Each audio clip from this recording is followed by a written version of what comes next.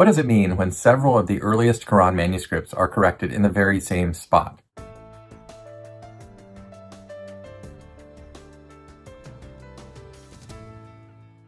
Well, welcome back to Variant Quran. This is a special day and a day that some of you have been waiting for. I am going to be showing to you a spot in multiple early Quran manuscripts at which there has been a correction.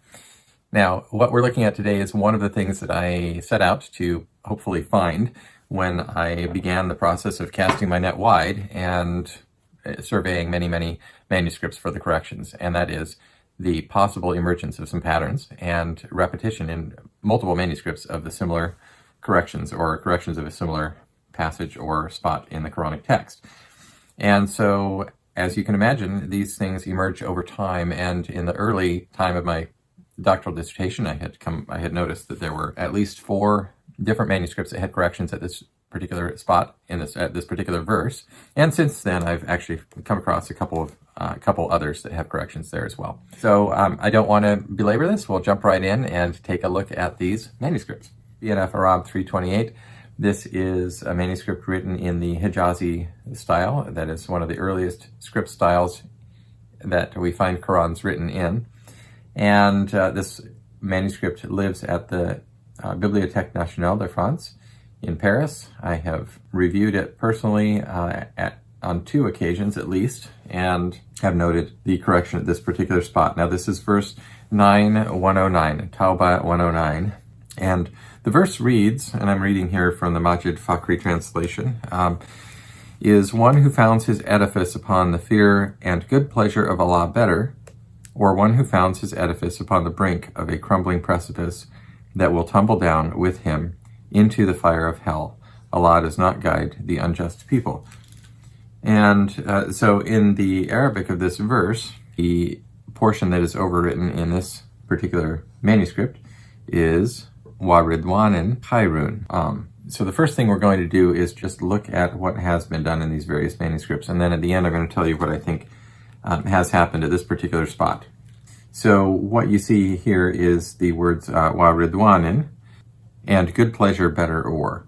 So the way that Majid Fakhri translates this has a little bit of a different word order than the way it appears in the Arabic. The way it appears in the Arabic is literally is the one who builds his edifice upon the fear from Allah and good pleasure, meaning his good pleasure, better, or the one who builds his edifice upon the brink of a crumbling precipice.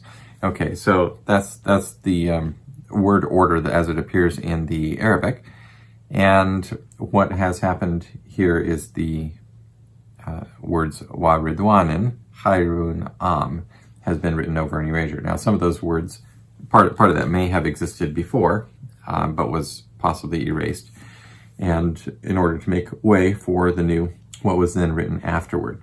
Now we're going to talk about the possible reasons for this, and there are various reasons, commonly known as scribal errors or causes of scribal error, and we will consider those, as I always try to do initially when I'm looking at any correction, and we're going to consider those possible reasons to rule them out and make sure that they aren't the cause of these multiple corrections in these several Quran manuscripts. Okay, so that is BNF Arab 328. This is a probably mid to late 7th century manuscript, not long after the time of Muhammad. And here is the second one, BNF Arab 330. This also is written in a form of a Hijazi script. And as you can see in this manuscript, although you can tell it's a different scribe, it's clearly a different handwriting style. And this is one of the interesting things about the Hijazi scripts. And at some point I will do a video on the different script styles to give you an introduction to, I should do that soon, to give you an introduction to what the script styles generally look like, and you can see how the evolution of the script styles progressed over time. But both of these so far that we've looked at are forms of the Hijazi script style, and as I started to mention, the Hijazi script style displays most evidently the individual personality and writing style of the scribes. So you can see this is clearly a different person, just as different people have different handwritings. The script itself wasn't quite so formalized at this stage in the process, so different people is clearly recognizable when you have a change of scribe. All right, so what you see happening here is I believe at the end of the first line of text is the erasure of something that has been overwritten, and it is the wow of the word taqwa, or fear. Then you see on the next line, you do see some shadows of what was first written, which would be out into the margin. There are a couple things going on here. I'll talk about those as we progress. But the overwritten text is the final Aleph Maksura of Taqwa, and the word Min Allah wa Ridwan, and I believe part of the word Khairun, better than. Okay, so this has been written over an erasure. It does look like the work of the original scribe to me. The writing style is similar. Maybe it's not quite as confident, but I'm not willing to say that it was not the original scribe. I think this does look like it is the work of the original scribe, and probably near the time of first production of this manuscript, although we can't be for sure on that. But the ink color and nib width and all the other factors point toward something that happened closer to the time of original production. So if we look underneath here, what we can see is that there is a shadow. Actually, that first Aleph Maksura and the word Min seems to be kind of faded. And so if you were looking at it initially, as does the wow that ends the final line, it looks a little bit faded as well. So we'd want to think about what is going on there.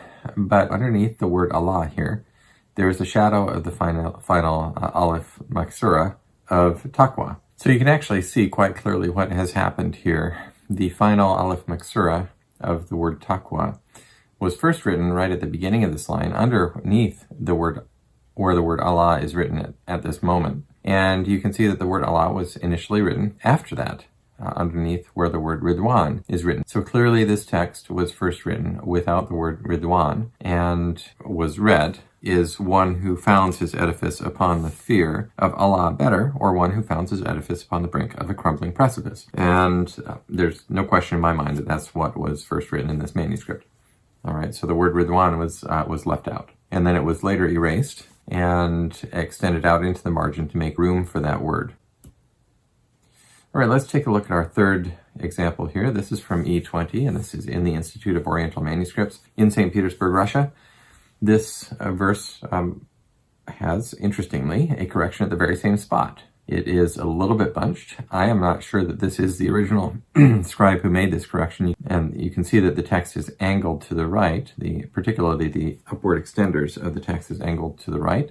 There are a couple things that have happened here, but it does look like it's a different ink and possibly a different nib, and I think a different scribe who wrote this corrected portion. And also you can see it's a little bit bunched in, although not terribly so. So once again, we have the words covering the word Ridwan is written over an erasure here, and the word Min Allah.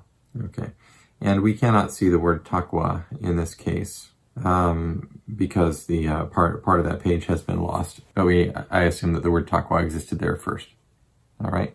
So this correction has been made over an erasure, and after the fact, you can see one other thing, but it's not the focus of my attention here, is that the insertion of a red aleph here that exists as a dagger aleph in the Quranic text today. It's a little aleph that's written above the text, above the line, in order to show that this is to be pronounced as a long aleph, even though the long aleph is not explicitly written in the word. And so at some point in the development of the way that Quran manuscripts were written, alephs were inserted, and sometimes they're written in red like this, and so that would be corresponding to what we would see as a dagger aleph today. That is not the focus here. I just wanted to show you that there is a correction over this spot, including the word Ridwan. Good pleasure. Here's the third one. This is Marcel 9. It is at the National Library of Russia. Also an early manuscript. This probably is, probably early 8th century manuscript. It is a horizontal format manuscript versus the Hijazi manuscripts, which are almost always in a vertical format. And so the page dimensions changed over time. The style for producing pages changed, and so the initial pages were a vertical format, much like the format of how most books are produced today, with the page being taller than it is wide. And then at some point in time, maybe the early 8th century, they went to a horizontal, predominantly in a horizontal format, meaning they're wider than they are tall.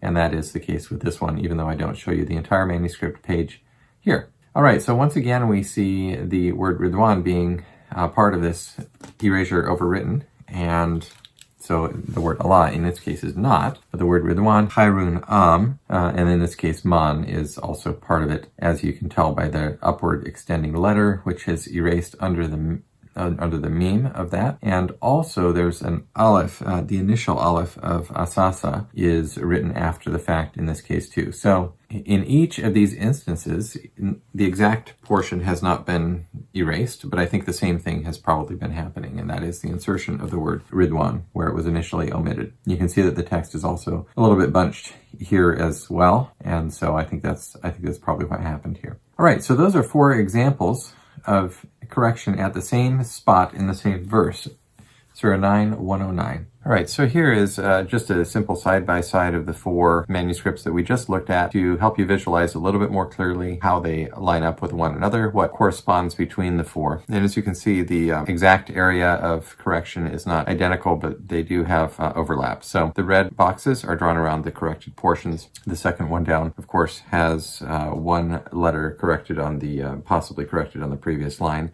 The third one down may have a correction that extends off to on the right side, but that part of the page has been lost. But what is corrected on the existing manuscripts on these lines is shown by the red square. And here you can see the common portion between all 4 of the manuscripts, and it is the letters, the word Wa Ridwan, higher in each case. Now, the other question to ask is, what would be the cause, or is this merely a scribal error in all 4 of these cases? And there are some known causes of scribal error in early manuscripts, and so we're going to take a look at those at this moment. One of the most common reasons for a mistake is called ditography or haplography. Ditography is the writing of something twice, and haplography is the omission of something and moving on to the next, to a later portion in the text when copying a text, and just continuing from there. So it causes an omission of something that ought to have been there. And both ditography and haplography are caused by something called parablepsis. Now, parablepsis is not a scribal error in itself. It is something that happens, and parablepsis means a skip of the I. So the I skips over to another portion in the text when somebody is copying. You're copying, you're writing down, and then you look away to fill the ink or some other thing, and then you look back at the text that you're copying from, and your eye falls upon the place in the text where you think you are supposed to be moving on from. Now, what would cause your eye to fall upon a place in the text that is different from the one that you're moving on from, that you are actually at? And the answer to that is something that is the same as what you just wrote. And so the common cause for parablepsis is the existence in the text that you're copying from of 2 instances of the same word or sequence of words in close proximity to each other. So let's say the word was min Allah, from Allah in this case. If that sequence of words, if Allah or min Allah occurred somewhere else in close proximity, maybe I wrote the word min Allah, I went to refill my ink, I looked back, and I saw the instance of min Allah, but it wasn't the right one. It was maybe the one earlier or the one later, and I continued writing. That would be a cause of me writing the wrong thing after that, if there was something different after those 2 instances of min Allah. So, that having been said, the first question then to ask on this page is, did the word Allah occur elsewhere on this page, or min Allah or taqwa min Allah in close proximity? And there is another instance of Allah later in this same verse, but it's preceded by wow. And so because of this, I don't think it's likely that a scribe would have confused this instance of Allah with that instance of Allah. And furthermore, that second instance of Allah is not followed by the word Ridwan. So that's a further reason to be quite certain that this is not an instance of parablepsis causing some either ditography or haplography. Okay, how about the words min Allah? Well, the word min Allah does not exist anywhere else in close proximity. The next instance is, well, it is 2 verses later in 9:111. And so if we look over at that, the word min Allah is likewise not followed by the word Ridwan. So, or wa Ridwan. So once again, we don't have anything that could account for what is happening here. And then finally, how about the words taqwa min Allah, fear of Allah? Does that occur anywhere else in proximity? And no, it does not exist anywhere else in proximity. In fact, it does not exist anywhere else in the Quran at all. And so I think we've completely ruled out the possibility of dictography or haplography due to parablepsis in this case. Now, one other thing that I would look at ordinarily if I wanted to be very thorough and look and rule out the possibility, particularly if there was a correction in a spot that looked like there was something that kind of formulaic, and there are many, the Quran is very, very repetitive, has many sort of stock phrases that get repeated again and again, is I would consider whether there is the possibility that the scribe had in mind, came upon one of those common phrases in the Quran and wrote it the way that it is elsewhere commonly written in the Quran, even though at the particular spot in question it was not supposed to be written that way. And so in order to do that, there are different ways that you would look at that, but the way that I ordinarily would look at something like that is to look at a concordance, and I would look up one of the words in it. In this case, maybe the word Khairun. Look it up and look at through all the instances that exist in the Quran to see where and how many places that word exists in a particular common phrase, and that could help me rule out whether it is likely or possibly a cause in a particular instance of correction.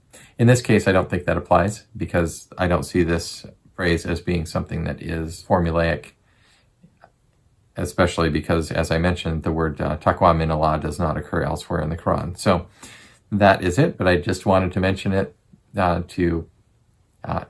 part of what I'm doing here is teaching you, sort of enabling you to understand the craft that I've learned all these over this time and how to analyze and look at a text. Okay, so we've reviewed the 4 manuscripts that have the overlapping corrections at this particular verse.